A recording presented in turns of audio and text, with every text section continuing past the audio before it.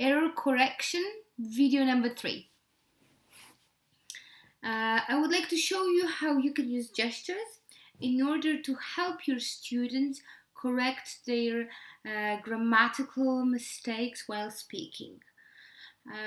If you teach at a certain level, there is a certain group, certain type of mistakes your students are likely to make, and it's simply because it simply takes time to learn to use a particular grammatical structure in a correct way while speaking, because there is not enough time for thinking and checking the proper version.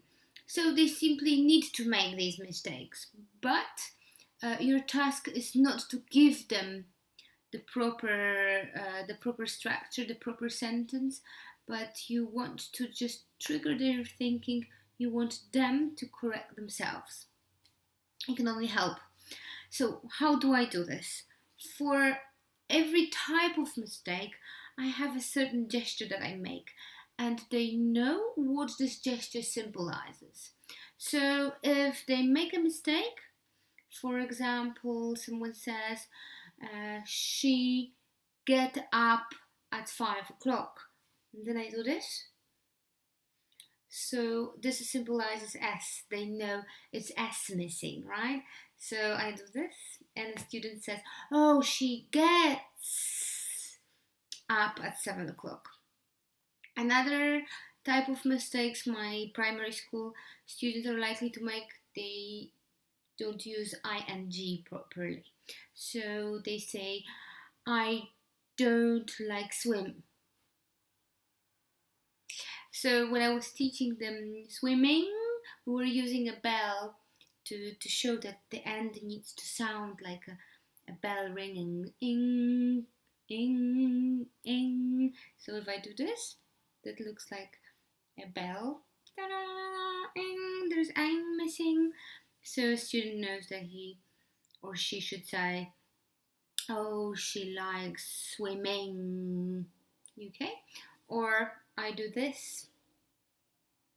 It means that there's a wrong order, wrong words order, and it usually happens when they make questions. They forget to change the order for a question. So, for example, you have got a coat. Have you got a coat, right? Because you have you, right? You need to change the order, the word order. So as have you got, and another one is I do this. That means say the same but in the past. So if a student says yesterday she go to school, then I say go. It means please use the correct past form. Yesterday you went to school. So this is past. So these are the gestures that I often use, and you can also choose your own gestures. And just pay attention to what kind of mistakes your students make make very often, make quite often, and establish your gestures. And it's nice because again they correct themselves. You only help them a little bit, and they need to think about the error, and they need to provide the correct form.